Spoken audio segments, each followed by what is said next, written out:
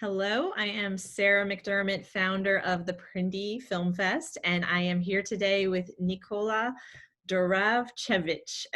Is that right? Did I get it right? Perfect. Okay, wonderful. Wonderful, wonderful. So he is the director of the live action short film Brooklyn Park, which is just a beautiful and very deeply affecting story, the way that you chose to tell that story. I just absolutely loved it. And it deals with some pretty major themes of, immigration and grief and family, isolation. And again, it's all just handled in just such a powerful and beautiful way. So thank you so much for being here today to talk about it, and of course for sharing it with our PRINDIE community. Thank you for such kind words, and really happy to share this movie with the community. It's Great. wonderful. Thank you. Wonderful. So in this film, we're following along with your main character, who is a rideshare driver in New York City. And at the start of the film, he receives some pretty devastating news. We don't really find out what it is till about halfway through. But throughout the course of that night, he's really having to process, this very traumatic news, while also dealing with these different personalities that are coming in and out of the car throughout the night. So what for you was the inspiration to tell this particular story? The story started getting developed probably a long time ago. I just wasn't aware of it. But when I was a teenager, there was a short story that I read that had a huge impact on me on an emotional level by Anton Chekhov called Toska is the Russian word, and the English translation is either grief or misery. And Vladimir Nabokov actually spent I think a half a page explaining the difference of why that word is a unique Russian and how it doesn't exist in English. So it's one of those words that describe deep sense of loss and grief that is, I guess, very Russian in a way. It's that kind of like that real state of grief that one sometimes find themselves, and really they're in their own head and really trying to, almost like a ghost, go through the daily life dealing with it. In that short story set in St. Petersburg in 1850s or 60s, it's about a coach driver on a snowy night whose son just died, and he has passengers coming in and out, and as they come in and tell him where to go, he goes, and in a very kind of sweet and caring way, he tries to engage in a conversation with them and tell them that his son died. And of course, nobody cares, and they really are very kind of cruel about it, though. And after 3 or 4 stories, he finally takes the horse to be fed in the stables, and as he pats the horse, he starts telling the horse about his son who died. And it was one of the most devastating short stories I read as a kid, and it felt, or as a teenager, it felt somewhat of it was really a political statement by Chekhov. It was a statement of the modern man in this kind of like new world of, everybody to themselves and doing their own thing and not really caring for each other. Well, it's kind of ironic that we are somewhat in a similar world. That was the inspiration that came after seeing Manchester by the Sea.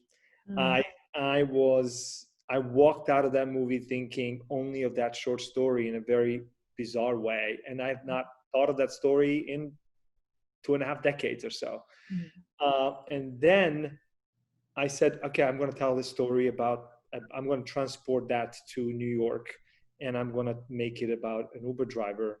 And this was happening while Trump administration was imposing a refugee ban. And as a refugee myself from former Yugoslavia and a political exile in, war-torn country, I had such a real sense of camaraderie and sense of like real connection to some countries like Rwanda, Somalia, that they did not get a proper due attention in during when the conflicts did happen, Yugoslavia got the attention, but Rwanda had 600,000 people were slaughtered, and they did not get the same proper attention. This was 7 countries. Somalia has been going on. There's been a war in Somalia for a very long time, and it's been a war-torn country, and people on a daily basis are being they're forced to flee their places, their countries, their homeland, and take basically incredible, difficult, challenging trips that are most often life-threatening. And obviously, we've been dealing with this refugee crisis, especially in Europe and in Middle East and for quite some time. But when I saw the refugee ban by Trump, I thought this was just really, really cruel, because it was especially affecting countries that were suffering the most, like Somalia, like Yemen, etc. And to me, so that was kind of like, I was convinced that's going to be I wanted to have an African country, because I feel it's the forgotten continent. It's the continent that is getting it's a very unfair treatment. And while there is I was not thinking of Black Lives Matter at the time. I wasn't aware of it to that same extent. I did want to tell a story about an African in this world, in New York, in this way where I really felt I see it every day. It's the Abdi story is a real story, and there are many of them today. Whether they're driving Uber or they're working in a restaurant or they're working anywhere in New York City, their stories, many of them are tragic, and they have to live with them. And so it was a unsung heroes. People who kind of they're doing the work that. Right. So. Right. That's it's so interesting to hear kind of how all those things blended together to create that story. And you wound up answering a couple of my other questions as you spoke, but one of my questions was going to be on just selecting, a driver as that character, which it sounds like there was inspiration in the story. But also what you were saying, just that they have sometimes had like these real traumas and tragedies, and people don't even, they're just in and out of the car, don't realize. Correct. Correct. And I would add to this that in terms of selecting and casting, what was clear to me and to Lizzie Rose, the writer, and it was a deliberate decision to make Abdi an educated, she as Suleiman Sissamon, the actor who plays Absame in a restaurant, calls him Mama's boy. And he is Mama's boy. He is educated, and his brother does play jazz. And he plays Ethiopian jazz. It's not even Somali jazz, right? These are, there are these horrible stereotypes that, are really everywhere in the film, frankly, world, which is like, there is this archetype that people want to kind of cast. Somebody's off the boat. What does that really mean? I was off the boat. There were a lot of people who are off the boat, and there doesn't mean that they are. There's this stereotypical ways of like, they're, rough, and this. It's really not the case. And so that was the casting, and the decision on kind of portraying him that way. Right. Wow. Well, I mean, it works to great effect, and the idea to have him as a driver too, I think, just adds so much to that feeling of being displaced and just not rooted anywhere through the night as he just keeps going. I wanted to ask as well, so in terms of that character, so in this particular story, rather than it being a son, it's actually his twin brother that, there has been a tragedy back home involving his twin brother. And I wanted to ask about the choice of making it a twin versus, some other types of relative or even just a brother, but a twin brother, and why that felt important. That felt, now you're asking me a question that nobody has actually asked me yet. And that's it's a very personal decision. I lost a twin brother at birth. And it is, I guess, my own therapy of making him about that. I felt by making it a twin brother that I would be able to convey an energy and the emotion that could be probably more profound and more felt than if it was just a brother or another member of the family. Um, there's this concept and this idea that as a twin, and I can speak for myself, but obviously it's been documented, there is always a sense of a loss all your life. Mm-hmm. And there is that you kind of feel that your twin is with you, or you feel when he's not with you. Wow. In the case of Abdi, in a way, he's denial of dealing with this grief of this death at the beginning when he receives. It's like he doesn't believe it because he hasn't felt it himself. Mm-hmm. The loss has not occurred.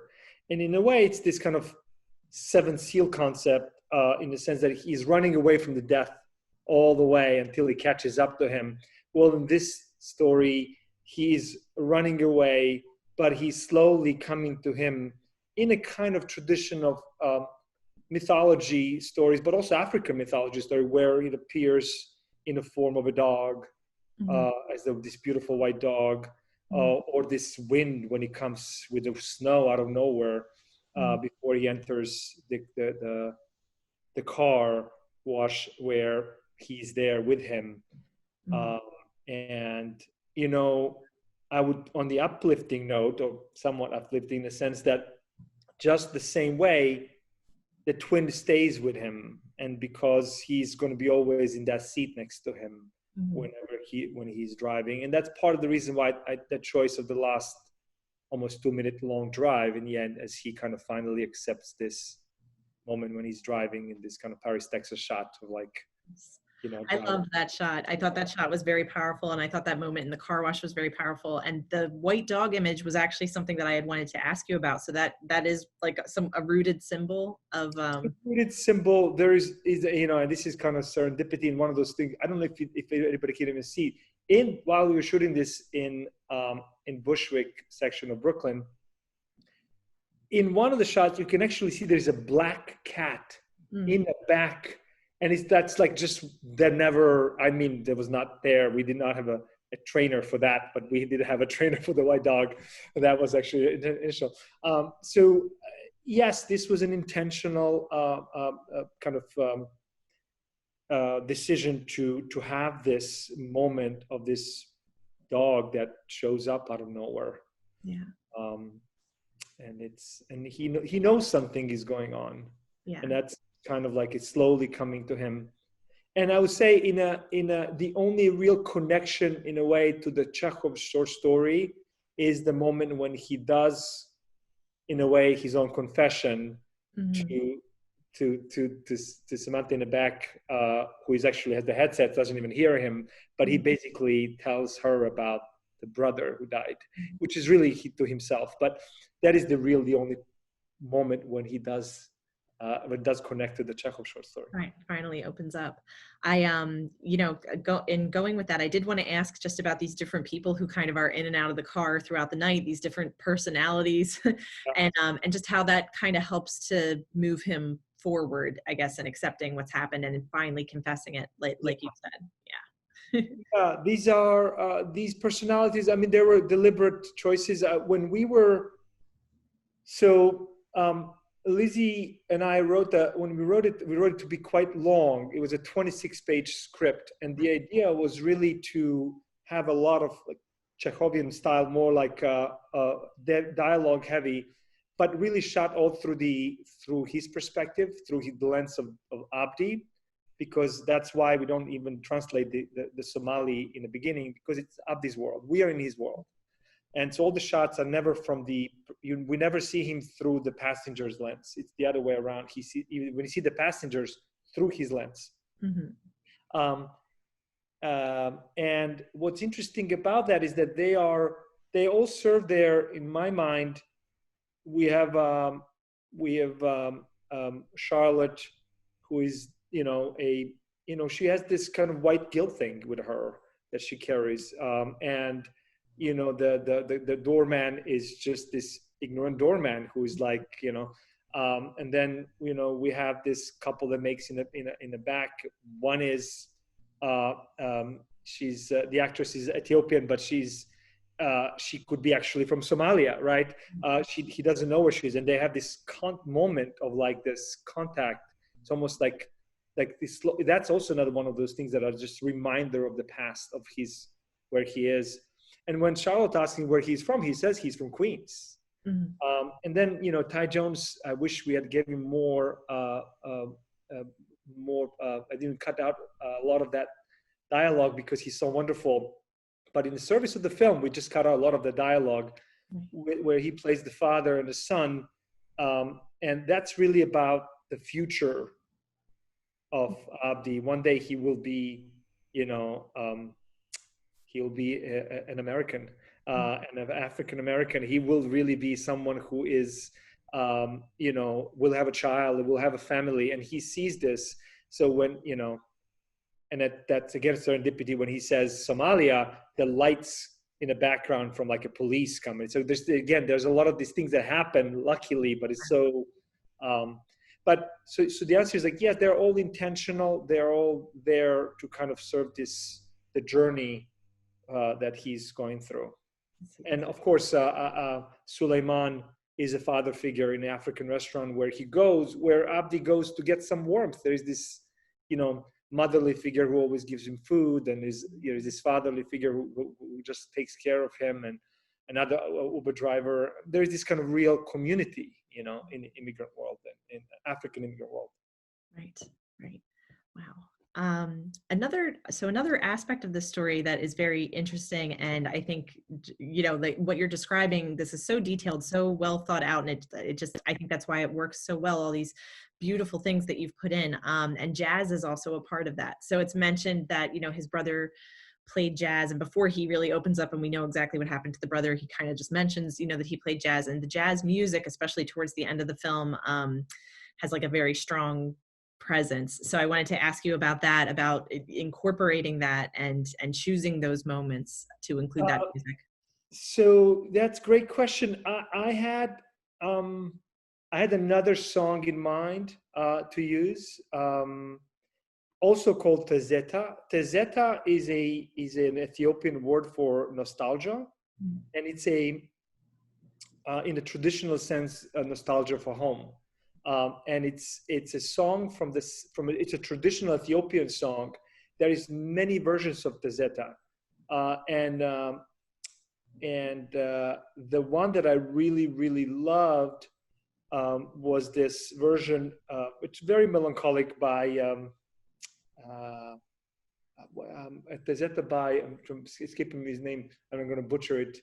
I think it's Astatke is the last name, and it'll come to me. But it's he's one of those wonderful 1970s jazz, Ethiopian jazz. There was a huge boom in Ethiopian jazz in the 70s, it's just beautiful. I'm actually looking it up. I'm sorry, I can't. No problem. So it's and it's Mulatu Astatke. And Mulatu Astatke had a couple of songs were used by Jim Jarmusch in Broken Flowers, and not that one. And when I heard that song, I was like, oh, I'm definitely using that. Now, it's complicated, and that's kind of what happens, because unfortunately, and I was very lucky to work with Sue Jacobs on this together with Dylan, who works with Sue, and they were just wonderful. And they basically said, like, unfortunately, there are no publishing rights for this song, and you can't use it unless you publish it all of a sudden. So it was like, wow.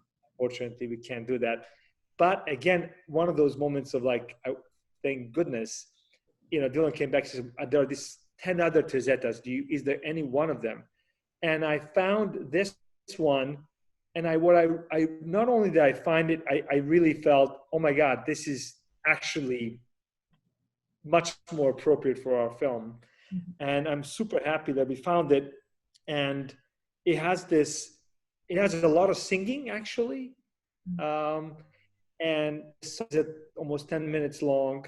Wow. And I only used the parts, and I connected the parts that are just the saxophone and the kind of like the rhythm section.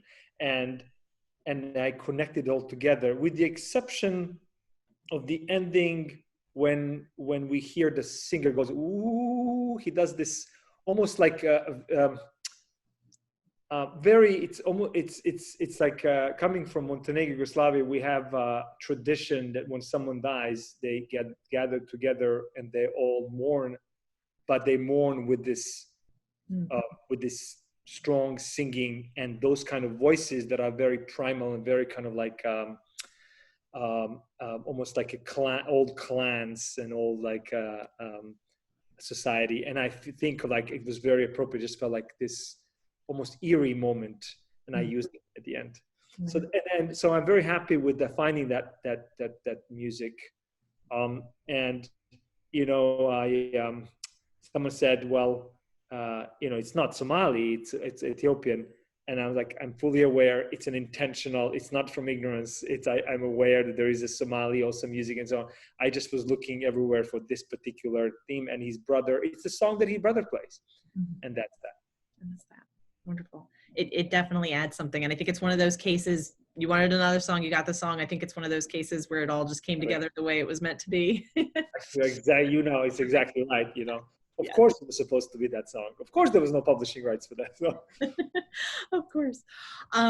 So in looking you up a little bit online, like I never know, IMDb, if they list everything you've done or if they don't, but I did see that you had produced other films in the past, but was this actually your first experience as a director? correct. It's my Yeah. first directing experience, and it's a long story in the sense that I I had a 20-year detour of my career and life. As an immigrant, as a refugee, I wanted to be a filmmaker. I came here as an 18 years old, and I'll be a filmmaker. And of course, you know, it's Mhm. not doesn't work like that. But it's the dream that never died. And at the age of 40 or so, I decided to switch out of my previous career and decide to, you know, um, to enter basically a filmmaking world as more on a creative side. So I have a producing partner, Emily Ziff Griffin, who is amazing. It's wonderful, and we decided to go and make creative work, a lot of films, and we started with we mainly developing scripts and going from A to Z all the way. And we in a process we produced a full feature called 18 to Party, Mhm. which is about to come out. It was actually supposed to be theatrically released in May, but Oh, uh, given the yeah. circumstances, it's being distributed digitally in hopefully November. Okay. And it's a wonderful feature that we produce from scratch, all the way through. That Sue Jacobs did the music. Um, 30 songs.